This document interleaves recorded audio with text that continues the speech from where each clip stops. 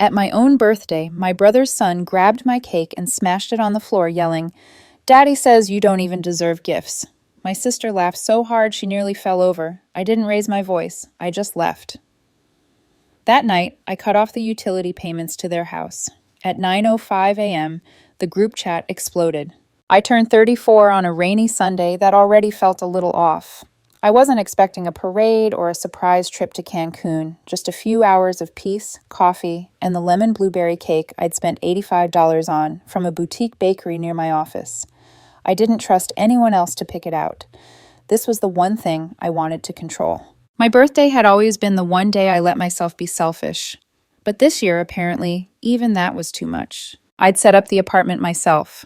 Balloons, snacks, candles, music playing low. I kept it small on purpose. Just my siblings, their kids, and me. No friends, no coworkers. I wanted to keep things simple, comfortable, familiar. What a joke that turned out to be. They started arriving around 2 p.m. Derek walked in with Eli, his 9-year-old, already glued to a tablet. Chelsea followed a bit later with her twins. They came empty-handed, of course, not even a card. I'm used to that. They haven't given me a real gift in years.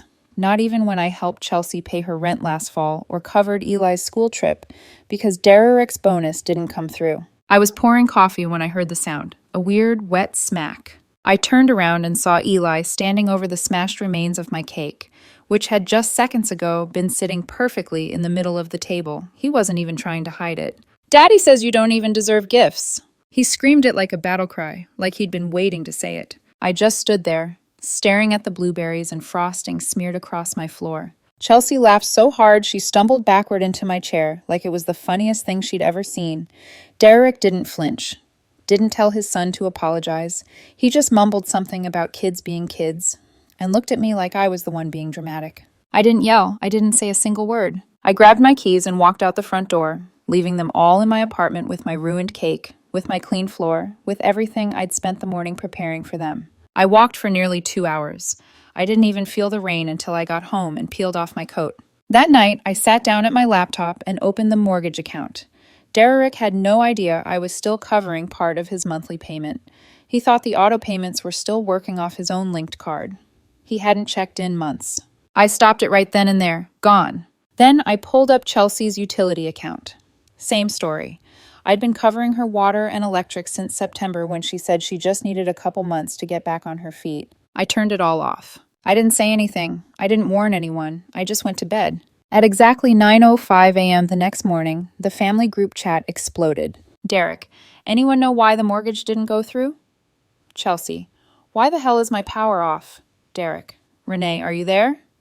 Chelsea, my sitter just canceled and I can't get a hold of you. Seriously, not cool. I didn't respond. I turned my phone on silent and let them scramble. For once, they'd have to handle their mess without me. And that was just the beginning. By Tuesday, the calls started. I didn't answer. Chelsea left 4 voicemails in a row, each one angrier than the last. The first was fake nice, asking if something was wrong. The second was panicked. Apparently, the twins were complaining about cold showers and Wi-Fi being down. The third one accused me of being cruel. The fourth was just her screaming that I'd ruined everything. Derek finally texted instead of calling. He said he was confused, that he thought we were good, that Eli didn't mean it, that maybe I took things too personally. I stared at the screen for a while before turning it off again. I knew exactly what was happening now. For years, I'd been the fallback, the one who quietly stepped in and handled the things nobody else could be bothered to manage, the one they dumped their kids on when they wanted to go out, the one they called when rent was late or cars broke down or the fridge was empty. I never asked for much. I just assumed, wrongly, that being useful earned you a little respect. Instead, their kids parroted the things they said about me behind my back. That week, Chelsea dropped by my place unannounced. She banged on the door for 10 straight minutes. I didn't open it. I sat in the kitchen watching the security camera footage on my phone while she stood outside in leopard print leggings, waving her arms around and yelling that I was being vindictive and tearing the family apart. When she finally left, she took the opportunity to kick over a potted plant by my front steps. It had been there since spring. My neighbors texted me about it, said she scared their dog. By Thursday, the group chat was a war zone. My mom finally chimed in, asking what was going on, why everyone was fighting. Derek played dumb. Chelsea blamed me, said I was punishing her for laughing at a harmless joke. Mom asked me to call her, so I did. I told her everything: the mortgage payments, the utilities, the babysitting, the birthday, the cake. I could hear the silence on the other end of the line, the shift. My mom isn't the most emotionally available person in the world, but even she understood. She had asked Senor Nineka's. How long has this been going on? Years, I told her. She didn't try to convince me to go back to how it was. She just sighed and said, maybe this is what they need. Maybe it's time they grew up. That night, I got an email from the mortgage company. Derek had missed a second auto payment attempt. I knew it was real now. He'd have to face it. No more backups. No more invisible safety nets. Chelsea was suddenly tweeting about fake friends and deadbeat dads while trying to find someone to watch her kids so she could reclaim her weekends. Her desperation wasn't even subtle. She started posting old pictures of us together with vague captions about toxic people and family betrayal. Her follower count was shrinking by the day. I watched all of it with a glass of wine in my hand and no sense of guilt. They thought I'd come crawling back. They were wrong. By the following Monday, Chelsea was in full meltdown mode. I knew because her new thing was live streaming. Not just selfies or reels, but actual live streams in her car, in her living room, once even from a grocery store parking lot, talking about how hard single motherhood is when you're surrounded by fake people. She didn't say my name, but anyone who knew us could figure it out. She called me a freeloader in disguise, which was hilarious considering I'd paid more toward her bills in the last 2 years than she had. Meanwhile, Derek finally figured out that I wasn't just on a little vacation from helping. He sent me a long, rambling message saying he was concerned about the kids and worried about how this tension might affect the family dynamic. He ended it with, "Let's not throw away decades of closeness over one bad day." One bad day. That phrase stuck in my head for hours. Because it wasn't one bad day. It was years of being taken for granted. Years of being everyone's backup plan. Years of being made to feel like I was less because I didn't have kids or a husband or chaos that needed constant fixing. Years of watching them act like I had nothing better to do than solve their messes. Derek's situation was unraveling fast. The mortgage company sent another notice. I guess he assumed I'd step in again just like every other time, but this time he'd have to explain to his wife why the house they bragged about on social media was 2 months behind, and why there were calls from collections, and why their internet got shut off. I didn't gloat, I didn't even talk about it to friends. I just watched as the group chat went from fire to ice. No one spoke in it for days. Chelsea went quiet online. Derek stopped texting. I thought they might actually try to fix things privately. Nope. Chelsea showed up at my office. I didn't even know how she got past the front desk, but there she was, standing in the hallway like she had a right to be there, saying she just wanted to talk. My coworkers stared. I pulled her into the nearest conference room before she could start yelling. She didn't say sorry. She didn't ask how I was. She just said she needed a break and the twins were driving her insane and she didn't trust anyone else to watch them. Then she actually asked if I'd just take them for the weekend so she could reset. I asked her one thing. Did you think what Eli said to me was okay? She blinked, then said, "He's 9. He didn't mean it. Don't be dramatic." I didn't raise my voice. I didn't argue. I just walked out of the room and left her standing there. Later that night, I got a text from my dad. Short and simple. "Saw what's happening. You're doing the right thing. Proud of you." I didn't expect that. My dad never gets involved, but he was watching quietly, just like I had been for years. And now he saw it clearly. They weren't victims. They were just finally living without a safety net. That Friday, I got a call from an unknown number. I almost didn't answer, but something told me to pick up. It was Derek's wife, Marissa. We hadn't spoken directly in over a year. Not out of bad blood, just that distant, awkward dynamic that happens when someone's married to your sibling but never really makes the effort. She was polite, distant, and more absorbed in her online wellness brand than actual conversations. But now, she sounded like she hadn't slept in days. She didn't waste time. She told me Derek hadn't told her about the missed payments.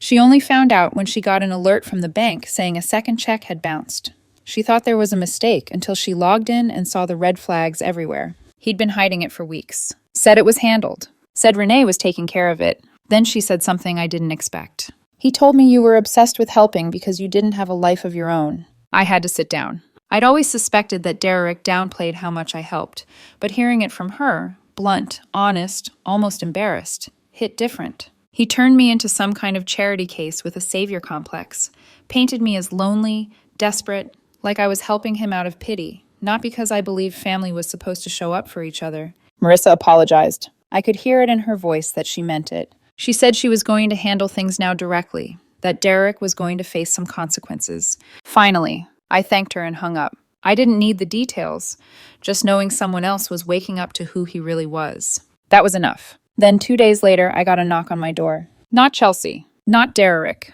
not even Marissa. It was my mom. She wasn't crying, wasn't angry, just looked tired. She asked to come in, and I let her. She sat at my kitchen table like she used to when she dropped by unannounced 10 years ago, before everything got messy. She said she'd spoken to both of them and my dad, and that they all agreed I was right. Not just about the mortgage, not just about the babysitting, but about the pattern. They'd been enabled too long. Then she said something I never expected to hear. Your dad and I are pulling out too. I asked what she meant. No more money. No more watching the kids. No more bailing them out. They were going cold turkey. Apparently, my decision to step away had forced a bigger conversation between them, one my parents had been avoiding for years. They didn't want to spend retirement playing emergency fund to grown adults who made reckless decisions. My dad had already made arrangements to remove himself from Derek's co-signed loan. It was like a house of cards falling in slow motion. By Sunday, Chelsea's ex had filed for full custody. He'd seen the live streams, the tweets. He had screenshots. I found out from a mutual friend who said Chelsea was spiraling, talking about moving states, claiming she was being targeted. Derek finally called me himself. I didn't answer. He left a voicemail that started calm, then slipped into desperation. Said he was sorry. Said he messed up. Said Eli didn't mean it. That he didn't mean what he told Marissa. That he needed help. Just a little help until he could get his next job lined up. I deleted the message. Sometimes people don't need another chance. Sometimes they need consequences. By the time the third mortgage notice became a pre-foreclosure warning, Derek had stopped pretending everything was fine. Marissa changed the locks on the house. She wasn't subtle about it. She sent him a photo of the new keys and told him to figure things out on his own. He moved into a friend's basement, which I only know because he posted some vague self-pitying caption on Instagram about starting over and who's really there when it counts. No one in the comments even asked what happened. Chelsea, meanwhile, took the drama to a whole new level. After losing temporary custody of the twins, she started posting cryptic messages about family betrayal and legal sabotage. But the real surprise came when she showed up again, not at my house, but at our parents'. She brought a cake. My mother told me about it over coffee. She said Chelsea walked in holding this off-brand grocery store cake, set it down on the kitchen table and said, "I think we should all get back to normal." Then she started crying, full-on breakdown. Said she was lonely. Said she didn't know how to be a mom by herself. Said she missed when I used to take the twins for sleepovers and braid their hair and buy them Halloween costumes when she couldn't afford them. My mom didn't say much, she just listened. And when Chelsea was done, she asked her a question. Why didn't you defend your sister when your nephew humiliated her in her own home? Apparently, Chelsea said something like, "I didn't think it was that big of a deal." My mom told her that was the problem. They'd all gotten used to me being unshakable, quiet, the one who took the hits without making a sound. And the second I stopped, they all realized how much weight I'd been holding up. That week, Chelsea tried to call me. She left a voice message that sounded like the start of an apology, but halfway through, she shifted. Said she missed how things used to be and how cold I'd become. Said the twins asked about me. She still didn't say sorry. She didn't mention the cake or the laugh or the years of dumping responsibility on me. Derek's messages came more frequently now, more chaotic. He'd lost his job offer after Marissa forwarded screenshots of his comments about me. Said she wanted everything on the table. He started sending me Venmo requests, $20 here, $40 there. One time, $2, with a note that just said, "Please." I didn't respond to a single one. That weekend, my dad called again. Not to check in, just to tell me he and my mom were proud. He said, this might be the first time they've ever had to grow up. It felt strange, almost surreal. The same people who used to call me rigid and uptight were now admitting I was just consistent. The same people who rolled their eyes when I said no were now the ones being told no. It wasn't revenge. Not really. It was relief. 3 weeks passed. Then 4. The group chat stayed quiet. No one posted anything. No baby photos. No forwarded memes. Not even my mom's usual blurry sunsets. It just sat there like a monument to a collapsed system. I didn't delete it. I wanted the silence. Chelsea finally stopped calling. Her last text was 2 words. "You win." I didn't reply. There wasn't a game. That was the problem. They always thought this was about control or attention. They didn't understand that what I wanted was something simpler.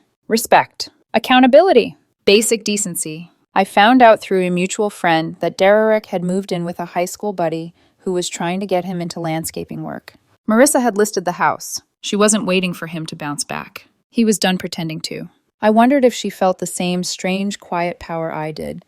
That sense of finally stepping out from behind someone else's mess and letting it be theirs. Chelsea, from what I heard, was living with a guy she met at a bowling alley. No one seemed to know much about him. She stopped posting photos of the twins. My birthday came and went. I didn't throw a party. I didn't buy another cake. I took the day off work, drove out of town, and spent the afternoon at a small lake I used to visit as a kid. No phone, no noise, just me. A few days later, I ran into my mom at the grocery store. She didn't ask for anything. She didn't bring up Derek or Chelsea. We talked about nothing. Bread, parking, a recipe she wanted to try. And as I turned to leave, she said quietly, "You don't have to fix them. You already saved yourself." I think that was the first time I realized I wasn't angry anymore. But I was done. I didn't start speaking to Derek or Chelsea again. I didn't unblock them. I didn't reach out at Christmas or New Year's. I didn't send gifts for the kids. I had nothing left to give. And for once, I didn't feel guilty about it. They had to grow up without me. And I finally got to live without them.